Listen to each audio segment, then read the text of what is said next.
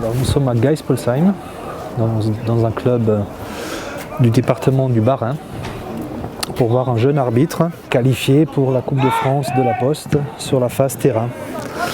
Et donc mon objectif, c'est de voir ce jeune arbitre aujourd'hui et de voir un autre arbitre demain pour décider lequel des deux va continuer l'aventure.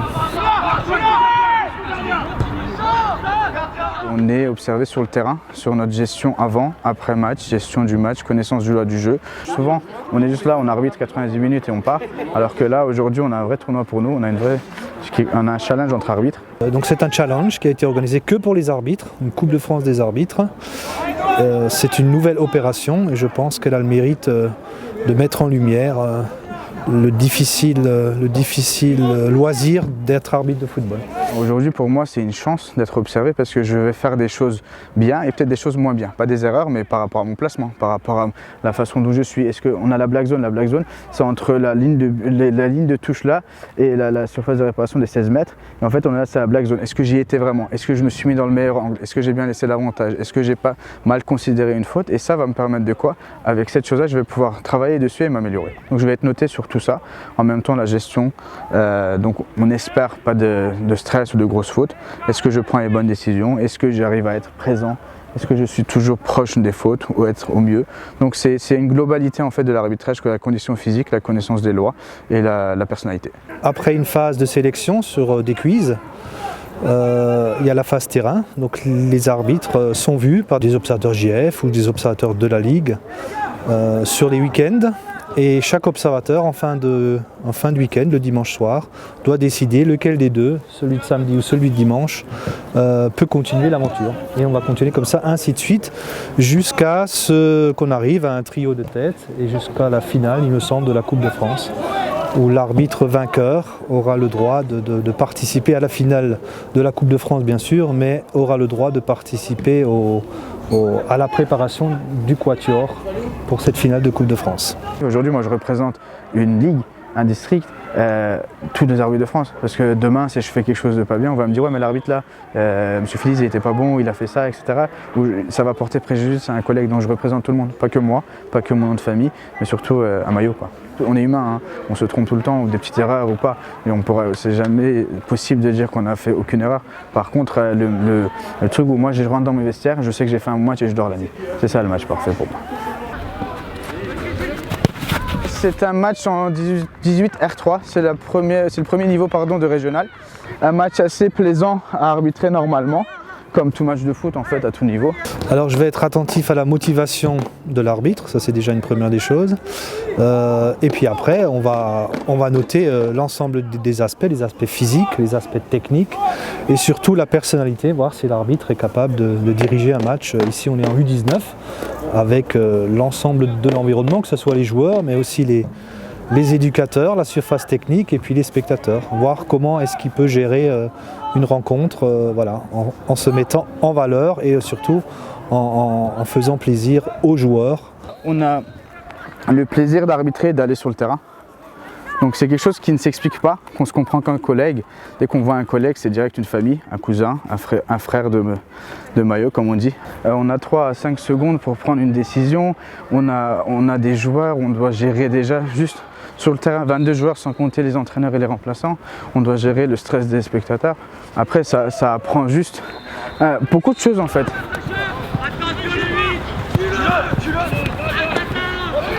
Gestion de conflits, gestion de blessés, gestion humaine, gestion de caractère.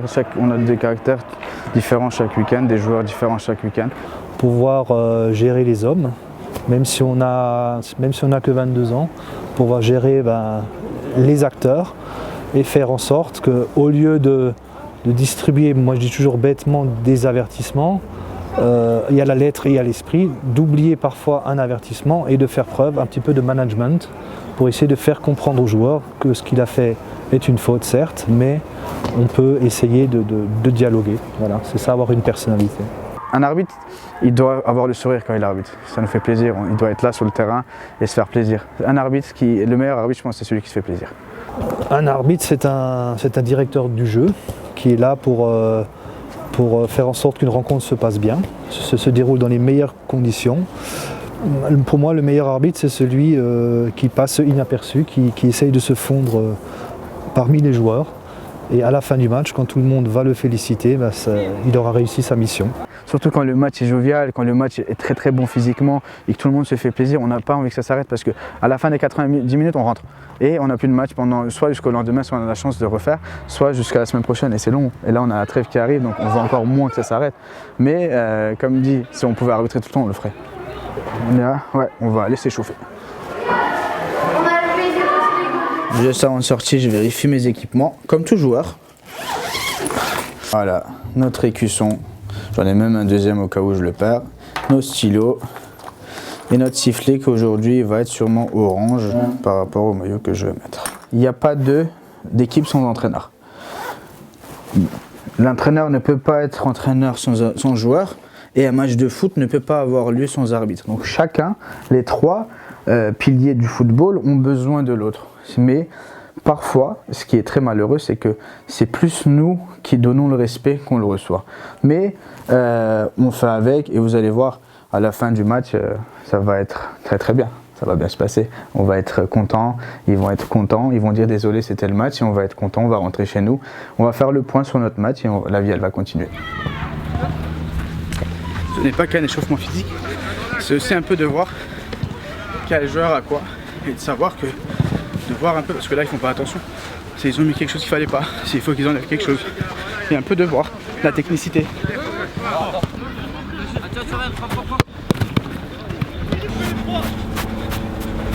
Il va falloir enlever un en dessous.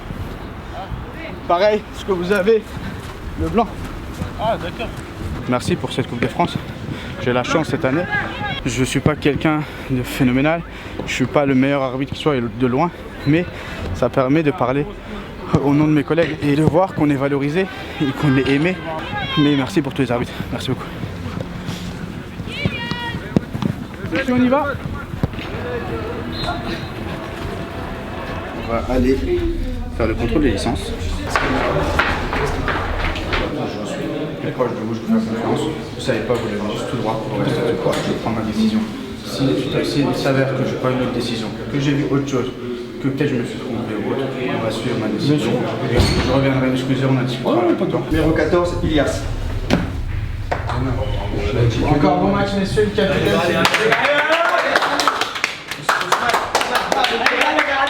Tu vas sur le terrain. On met un coup. Messieurs, s'il vous plaît, gardien.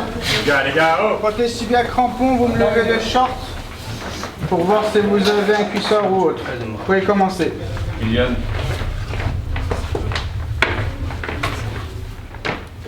Nathan.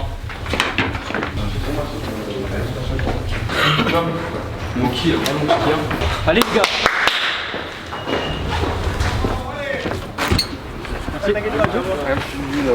Vous regardez aussi, c'est bon, merci. Messieurs, vous êtes prêts? Ouais. Allez, on y va. Allez, Florent, allez tout de suite dedans, allez.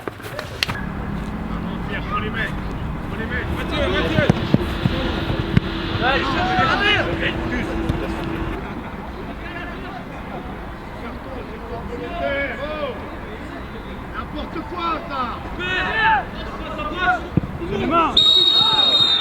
C'est la première, elle est dans l'autre sens.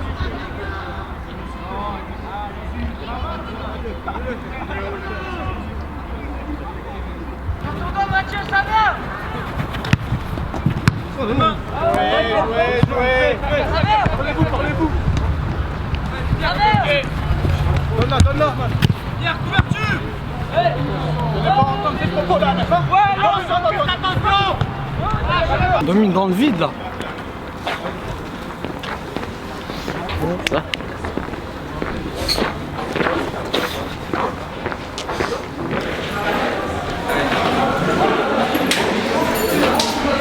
Je préfère rester concentré dans le match et en fait juste quand je fais ça je me ressaisis des actions, qu'est-ce qui s'est passé, c'est juste un petit mémo technique tout seul. Je regarde un peu le numéro, je me dis ah il avait fait ça, pareil des deux côtés, après je regarde un peu le banc. On a une bonne petite première mi-temps avec j'espère le jeu qui s'ouvrira un petit peu plus avec une meilleure construction de jeu. Ça manque un petit peu de construction, 1-0-0, pas trop de choses à faire, quelques petites réflexions par-ci par-là. Avec un peu de frustration, ils se tiennent un petit peu beaucoup le maillot. On laisse vivre le jeu, pour l'instant ça va. Pas trop de soucis, 2 cartons jaunes, 2 fois pour à peu près la même faute. Je préviens 2 fois avant, pareil. Ils oublient, à chaque fois ils cassent l'attaque, donc pour l'instant pour moi. Très bien, ça fait 1-1, à chaque fois la même faute, donc à chaque fois ça tue l'attaque. On a eu un petit blessé, le capitaine, qui se fait mal. J'ai eu 2 joueurs, j'ai pas entendu, chacun me dit qu'ils se sont fait insulter, ils sont prévenus. Il n'y a plus eu de soucis, c'était à peu près vers la 30e. Et derrière, j'ai pas eu de soucis derrière avec eux, ils ont compris, je pense, le rappel à l'ordre.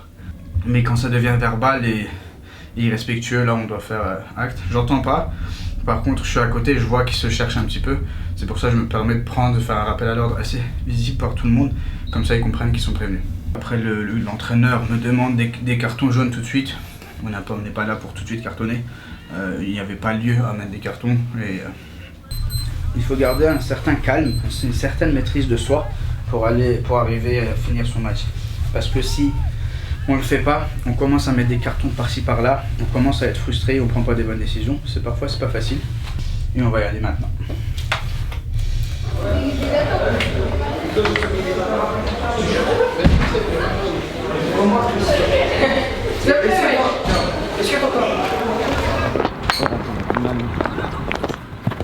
Allez, allez, ça vient, donne.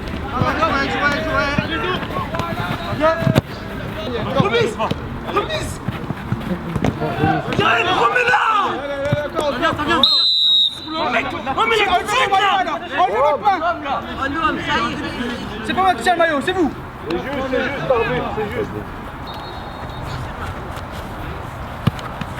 Je suis là, on enlève les mains, je suis là, c'est bon jouer.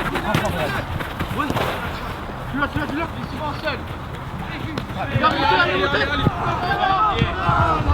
la troisième.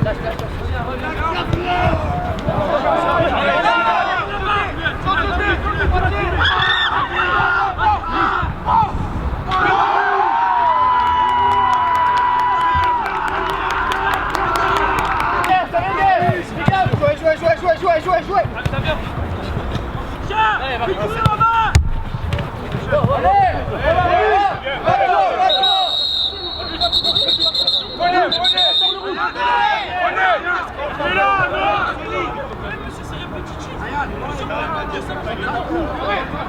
Oh, joue là. Allez les gars, ça joue. Ouvre les têtes.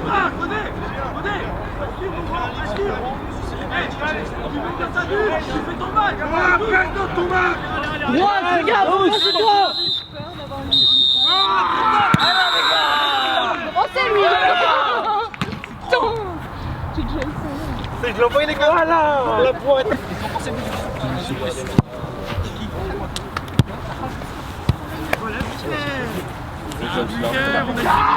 Tiens. C'est ça. Blanc. Je vais pas parler avec vous, parlez pas avec moi. Parlez pas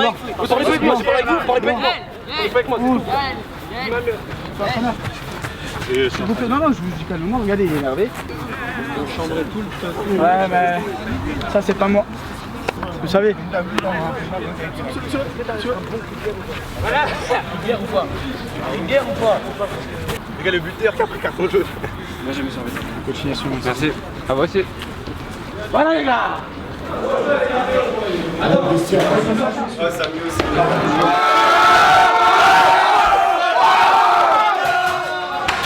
Merci beaucoup.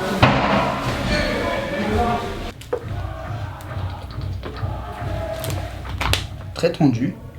Ils ont pour moi arrêté de jouer au football au bout d'un moment et ils sont plus concentrés sur les joueurs entre eux. C'est d'ailleurs pourquoi à un moment donné j'appelle des capitaines, parce qu'à chaque fois j'avais 4-5 joueurs différents qui se cherchaient. Donc pour éviter de mettre des cartons rouges partout, j'ai essayé de faire ça comme ça. Je pense que ça a marché d'un côté parce qu'ils ont arrêté de se chercher, on va dire.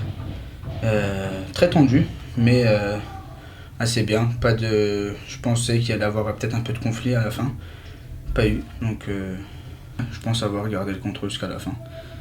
Un match, on va dire, psychologiquement, vers la fin, les 20 dernières minutes, ou même les 30 dernières minutes, où il fallait garder son calme, où c'était un petit peu plus, moins de fautes tactiques ou de fautes de football, mais plus des fautes de frustration, de perte de contrôle qu'il fallait garder. Ce que je voulais te dire, c'est un beau match de football.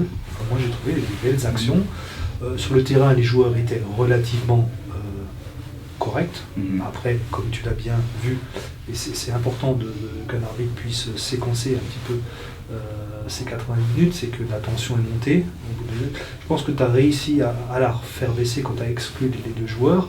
Alors, je pense que c'est la bonne décision de faire exclure les deux, parce qu'il y a toujours de la frustration. Il y a celui qui a peut-être insulté, mais une insulte ne vient jamais sans rien. Donc tu as pris cette décision et je pense qu'elle était bonne. Tu as d'abord expulsé le bon joueur qui a insulté et après tu as expulsé l'autre. Je pense que ça a permis de montrer aux acteurs que tu maîtrisais le match. Après, il y a eu encore eu des tacles, des semelles, mais tu as compris ce que c'était de l'arbitrage. Ta lecture du jeu, elle est bonne. Okay. Quand on prend les items physiques, techniques, disciplinaire et personnalité, tu sais très bien que physiquement, il faut encore que tu travailles, et ça tu reviens, donc ça c'est normal, d'accord? Donc continue à travailler avec tes collègues, d'accord? Techniquement, il y a de la lisibilité, il y a une bonne gestion des fautes, tu es objectif, tu essaies de siffler la faute que tu as vue, et de ne pas siffler quelque chose que tu n'as pas vu, ou en cédant à la pression. Disciplinairement, je pense que tu as mis les cartons au bon moment, 2 cartons rouges, et surtout, et là on vient sur la personnalité, tu t'es pas laissé aller dans les lois du jeu en disant voilà, il y a la faute, je mets le carton. Et ça s'est vu sur la première grosse faute, le long de la ligne de touche, où tu peux cartonner, c'est facile pour tout le monde. Mais toi tu as décidé de faire l'inverse, tu as décidé de manager, c'est-à-dire de faire un rappel à l'ordre, une mise en garde, et c'est là où on a vu que tu essayais un petit peu de commencer à avoir une relation avec les joueurs, un dialogue constructif. Tu essaies de leur expliquer, ça a bien marché, hein, regarde le numéro 8, Gaispo, etc. Ferme, parce qu'à un moment donné, c'est toi qui décides. Et au niveau de ta personnalité, je trouve que tu es déjà, pour un garçon qui évolue en D5, en D4 à Nantes, tu es déjà évolué en ce qui concerne la gestion des hommes. Demain, on verra un de tes collègues, je ne sais pas, je ne le connais pas, donc il faudrait que je fasse un choix entre les deux. Mais quoi qu'il arrive, la semaine prochaine, tu auras un rapport de ma part. Et voilà, on se reverra. Je pense que tu fais que gravir des échelons. En tout cas, bravo. Parce que quand on est tout seul, il faut avoir une grosse énergie, une grosse envie pour venir, malgré qu'aujourd'hui il y a une caméra, mais voilà. On sait que tous les week-ends c'est comme ça. En tout cas, j'aime ta façon, voilà. Tu es positif, tu es motivé, tu sais bien parler, tu parles aux joueurs. Tu te fonds. Là j'ai pas vu 22 joueurs, j'en ai vu 23. J'ai un qui participe sans se donner en spectacle, juste en dirigeant, comme on demande de le faire. Donc là on va faire la douche, on va faire le compte rendu, et j'ai l'observation d'après-match, et après on va rentrer. Jouez,